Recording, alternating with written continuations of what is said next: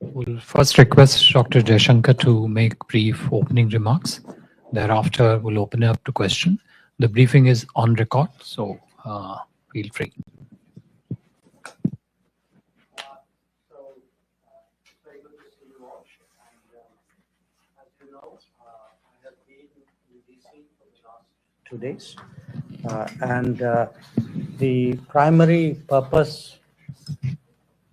The primary purpose of my visit was to attend the Quad Foreign Ministers meeting. And I obviously, in addition to the meeting itself, I met bilaterally with my counterparts, Secretary Rubio, Foreign Minister Penny Wong, and Foreign Minister Takeshi Iwaya. I also had separate meetings with the Secretary of Defense, Pete Hegseth, and with the Secretary of Energy, Chris Wright, yesterday. So let me start with the Quad, because as I said, that was the main purpose. The meeting which we had was a much longer and a much more detailed one than we had in January, which actually happened to be the first day that Secretary Rubio had taken office. And all the Quad ministers, I think we all agreed strongly that our goal in the Quad was to strengthen strategic stability in the Indo-Pacific. And this meeting, the discussions were largely devoted to enhancing delivery on various initiatives and projects. As is the practice on such occasions, we had a very open, very freewheeling discussion on regional issues of the Indo-Pacific. A lot of that was a granular analysis of different situations, different issues of the Indo-Pacific itself. But again, in the light of recent developments, it was natural that we also spend some time discussing the Israel-Iran conflict, also what the US had done in Iran. Now, while our meeting was taking place, there was in parallel a Quad business roundtable on critical minerals, and there were companies from all the 4 Quad countries which were present at that roundtable. Now, in terms of Quad, of course, in its current incarnation, it's been there since 2017. It has grown steadily. All of you are aware of it. But I just want to flag some recent developments, because people often ask, saying, okay, how is it deepening? How is it progressing? So let me highlight some of them. One, we launched the Quad Critical Minerals Initiative, and this would be focused particularly on the mineral recovery, which is very important for all of us. Second, there's the Quad Indo-Pacific Logistics Network. That was launched earlier in the year, and we decided it will hold its field training exercise, first field training exercise, fairly soon. It had held its tabletop exercise in May. Then there is the Quad at Sea Ship Observer Mission. This involves our Coast Guards, and that's recently launched from Palau to Guam. So we recognize that as an important step in Coast Guard cooperation. Then there is a maritime legal dialogue at the expert level, which will be held in India, right? It's virtual, sir. Achha, it's virtual, okay, later this month. Then we took some steps to expand the Indo-Pacific Partnership on Maritime Domain Awareness through our Gurugram Fusion Center. Also a Maitri workshop, which will allow us to assess capability gaps and build maritime capacity. There will be a Quad Ports of the Future Partnership Conference, which will focus on resilient ports and shipbuilding. And of course, a Quad partnership on cable connectivity and resilience. It will hold a conference on undersea cables. So as you can see, the Quad members are all, fundamentally maritime nations. A lot of what brings us together the Indo-Pacific is the maritime facet of our capabilities. And most of what you can see as steps of advancement are in the maritime area. Now, from this meeting, if I have 3 or 4 takeaways, I would say one, quite clearly, because as I said, this was a really detailed Quad meeting we were doing under Trump 2.0 administration. There was a very clear affirmation of the deepening commitment of all members to the Quad. Second, this goal of strategic stability that I spoke about, obviously it's expressed through various initiatives and cooperative endeavors. And what that essentially means is we are discussing how do we build our own capabilities and those of others through cooperation, and how do we mitigate vulnerabilities, that if there are vulnerabilities of various kinds for various nations, over dependence or reliance, over reliance in a way, then what is it we can do with each other to address those gaps and make that less of a problem. The Quad architecture has been, because Quad has grown in the last 8 years in a sort of very organic fashion. So every time there's a meeting, there are new ideas, something is set up, there's a discussion, some project is done, some new cooperation is started. So the feeling was, look, it's got a bit messy, so let's streamline it into 4 clear streams. And those 4 clear streams were maritime and transnational security, economic prosperity and security, critical and emerging technologies, and humanitarian assistance, and I think emergency response. We also expect to hold the Quad Summit in India later this year. And we had a useful discussion about preparing for that. There was, we tabled some ideas, so did others. We had a discussion. Obviously, those ideas have to take form before I'm in a position to share that with you. So that was, the sum and substance of what happened on the Quad side. In terms of my bilateral meetings, I had a good session with Secretary Rubio. And we essentially did a stock taking of the last 6 months, and what do we do to go, look ahead. And this included a discussion on trade and investment, on technology, on defense and security, on energy, and on mobility. Now, defense and energy are 2 subjects where, particularly with the US, I think they're substantive enough to warrant a separate meeting with their secretaries, which is why I had a meeting with Secretary Hexet and with Secretary Wright. I also had very useful conversations with my other 2 counterparts, Penny Wong of Australia and Takeshi Iwaya of Japan. In both cases, obviously, whatever are the particular bilateral issues in those relationships were the subject of our discussions. We talked about visits which were due on either side, preparing for the meetings of our Prime Minister, which are also impending. So overall, I would say, for me, it was a very productive day yesterday. And for in terms of the evolution of Quad, I think it was again a step forward.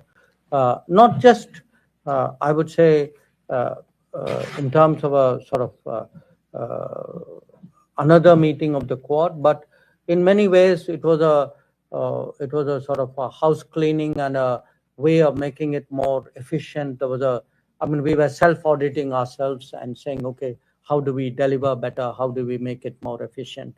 So that's the spirit really in which we approached this particular meeting. So that's what I had to share with you. I'd be very happy to respond to any questions that you may have. Okay, please do introduce yourself by name before you begin.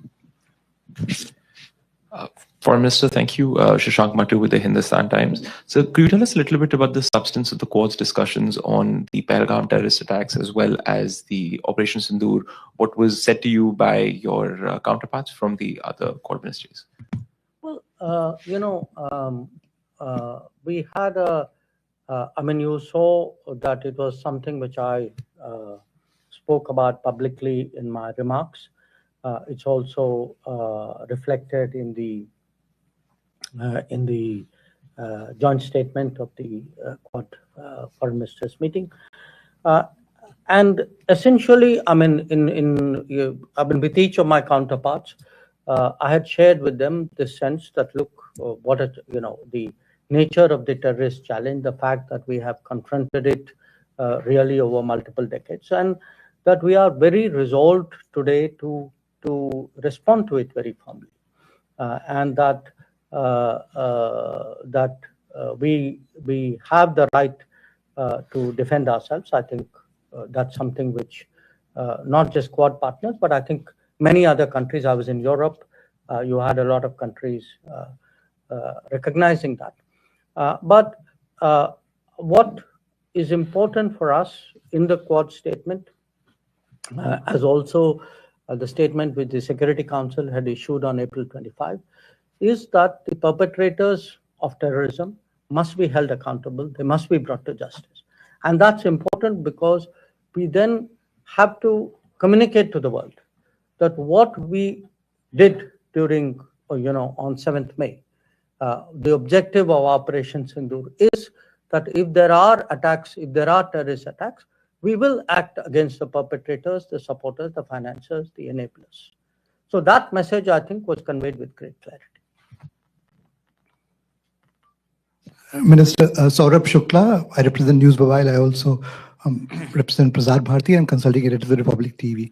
Minister, Prime Minister Narendra Modi took a bold step post Pahalgam and etched a new strategic doctrine of India. There are reports even now that there are Pakistan-based terror groups which are continuing to plot terror attacks against India. There are groups which are active, which are openly seen, their leaders openly seen. What happens if there is another terror attack on India which is directed from Pakistan or financed by Pakistan? Look,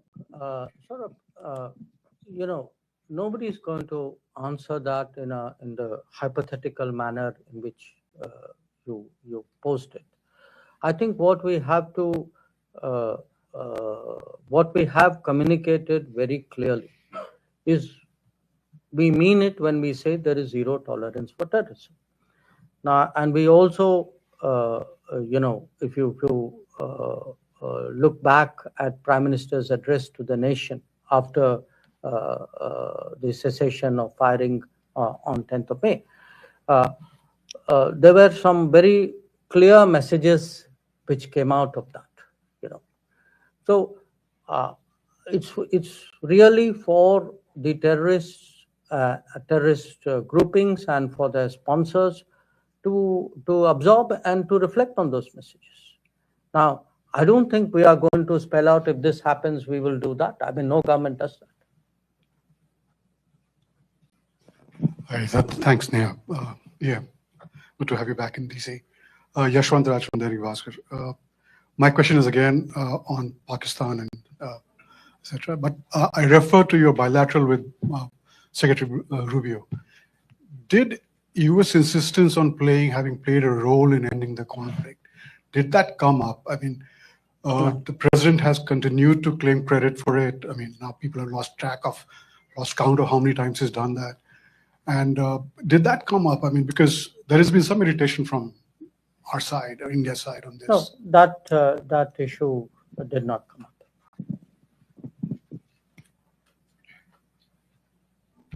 Thank you for it's working. It's working? Yeah. Thank you, Foreign Minister. This is Vishnu from South Asian Herald. How do you assess the overall impact of the recent all-party delegations that returned to India? And have they contributed meaningfully in shaping global consensus on India's policy on zero tolerance and to defend its people against terrorism? And the second one regarding Quad, you mentioned yesterday that Quad has made substantial progress in areas such as maritime cooperation, logistics, education, and political coordination. Are there still any outstanding issues or concerns that India is currently discussing with its Quad partners ahead of the New Delhi summit? Thank you. Well, I have spoken about the all-party delegations in India, and let me again reaffirm that we have we very much value and appreciate what they did. I think when I look at the engagements they had, the conversations, the impact that they had, it's very good for a country. It really serves our national interest. When you have a broad-based set of people who speak with one voice abroad, it conveys a strong message of national unity. It underlines a certain seriousness about responding to terrorism.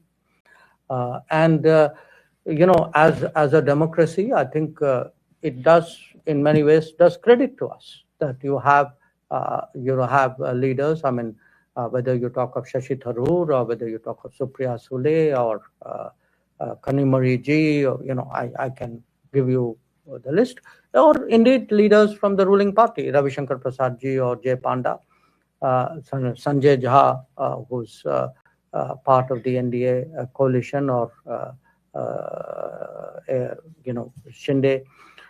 Look, all of them, and again, if you look at the members, you had a diversity of people, and you had many people again who have some earlier association with foreign affairs. Salman Khurshid, Anand Sharma, people like Ghulam Nabi Azad, who are well known in many ways. So what it did, and you had some ambassadors as well, former ambassadors. So if you look at the entirety of that initiative, I think when you had a set of people with a track record, with that diversity, you actually saw the political pluralism of India come together on an important issue and send a strong unified message. And I think that was something really great, and it's something which, I mean, quite apart from being a minister, honestly, as a person, as a Indian citizen, I applaud that. On the Quad issue, look, what happened, the way Quad has worked, we started, it's a very, in some ways, a unique organization. It doesn't have a legal formal framework. It is not, there's no document that countries signed up to. So what has happened from the start is we met, it was very comfortable, there was a certain commonality of purpose, there was a common ground which we were covering, there was a convergence of interests which drove us. And every time we have met, and in between meetings, our officials keep talking to each other, we have built up an agenda. And so when you ask me, if you've done this, what remains to be done? Well, there's a universe of things remaining to be done, because it is not like there's a limit. It's not like we have 10 tasks and we have done 5. I think the more we develop the Quad, many more possibilities really would open up. And sometimes the possibilities would reflect the need of the day. I would say 5 years ago, maybe undersea cables was not such a big deal. Today it is. Critical minerals was not in people's lexicon. It now is very dominant. So issues will pop up. New priorities will emerge. Sometimes old ones which were not addressed will also be looked at. So in that sense, I mean, in a good way, you make it up as you go along. You are very open-ended. We welcome any suggestion which any member has, or even which somebody else may give us, and build up an agenda on that basis. And that's the way we've actually built up the Quad, and I'm sure that's the way we'll continue to do that. Thank you, Mr. Minister. Reena Bhardwaj, ANI. The Quad members also expressed concern about the South China Sea. I'm wondering if you have anything to add on or share something on in terms of the conversations. And the US also plans 500% tariffs on import of on Russian oil. I'm wondering if there were any discussions. You're talking of the Lindsay, Senator That is Graham's. correct. So if there are any discussions on that front too. Well, on South China Sea, we had there was some discussion because, as you know, that is an issue of great concern, not just to Quad members, obviously to Quad members because we are all maritime, but to the region and in many ways to the world as a whole. And a lot of the issue is really issues pertaining to UNCLOS, and there's been a tribunal verdict there, and the issue is to find a sort of a solution to the disputes which are there pertaining to that. And obviously the Quad members all have a shared interest, because for us it's a very important international waterway. So how to ensure that it stays calm and free of conflict is something which is a common priority. Regarding Senator Lindsey Graham's bill, well, obviously, any development, but which is happening in the U.S. Congress is of interest to us if it impacts our interest or could impact our interest. So we have been in touch with Senator Graham. The embassy, the ambassador has been in touch. I think our concerns and our interests on energy security have been made conversant to him. So we'll then have to cross that bridge when we come to it, if we come to it. Sir, thank you for doing this all. As you have mentioned during this bilateral meeting with your US counterpart, you have discussed so many wide range of topics. Do you see during any upcoming meetings as an opportunity for the India and the US to discuss initiatives around seasonal labor mobility for India to US? As we see the significant contribution of the Indian and Sikh community in the sectors like agriculture, transportation, retail, and hospitality. It will be win-win situation for both the countries. I note that you have that point of view. But I would say on my visit, obviously that specific issue did not come up. But I did raise the question of more efficient and smooth issue of visas, because I think that is a public concern in India. And as a minister, I obviously reflect the concerns of my country when I come to the United States. So I did raise that issue. But on the particular aspect that you mentioned, no, that did not come up for discussion.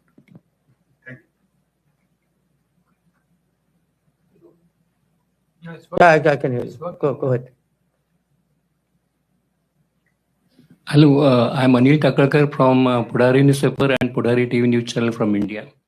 Sir, so can you elaborate on India's approach to balancing its strategic partnership within the Quad while maintaining its independence foreign policy stance, especially with the summit being hosted in India this year?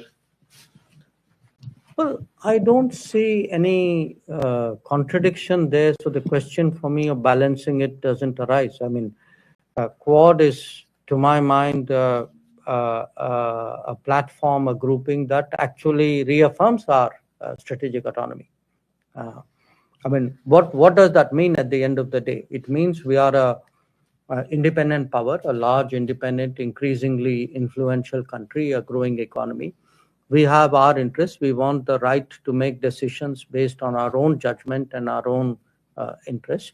And definitely for us, membership of Quad serves that purpose. It is an expression of that very concept.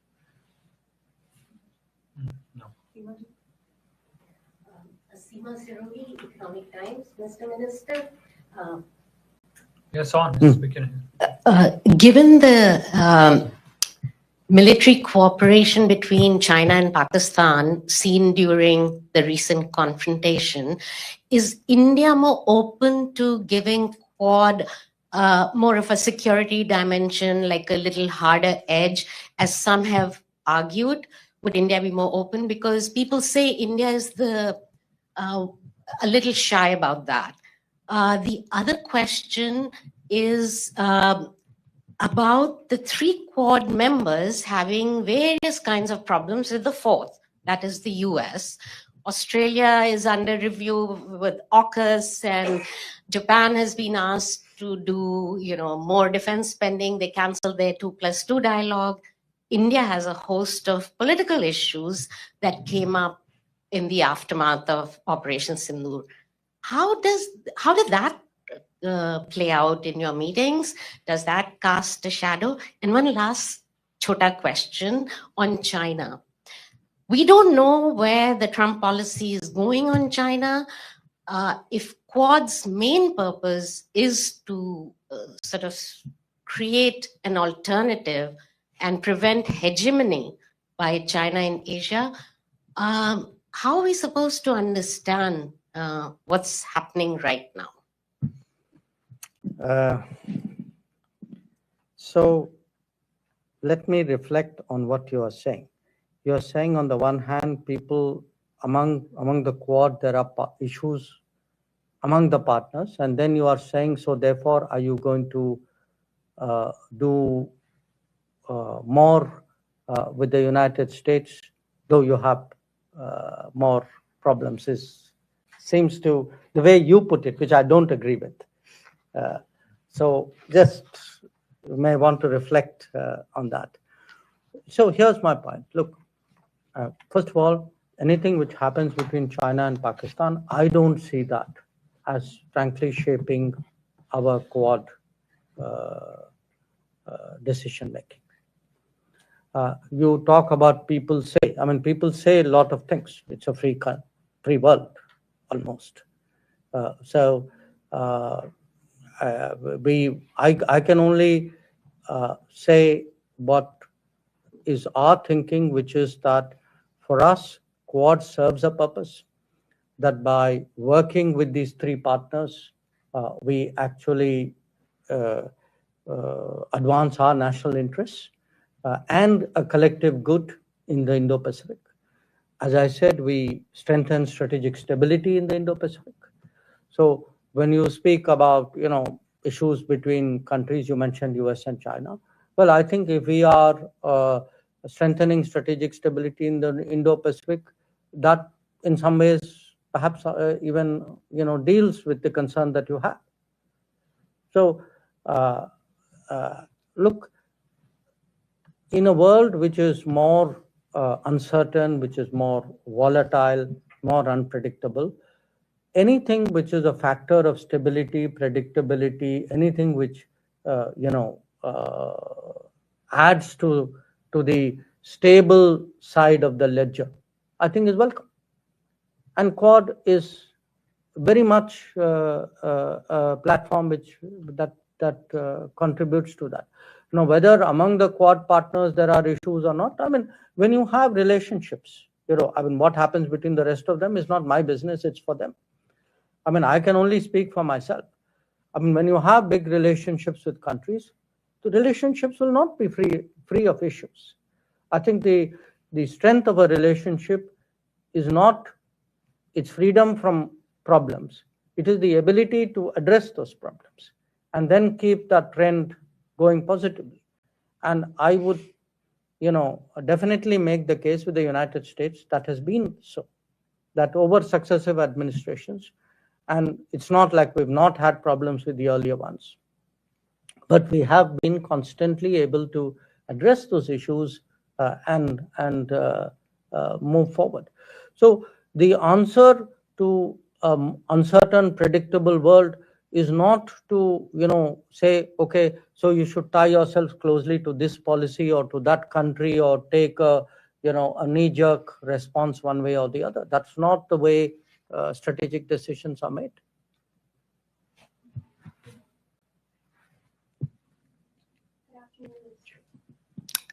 Two questions for you. Given India's growing role as a net security provider in the Indo-Pacific, how does the Quad envisage strengthening the regional security architecture in ways that complement ASEAN's centrality while reinforcing international law, particularly UN Convention on the Law of the Sea?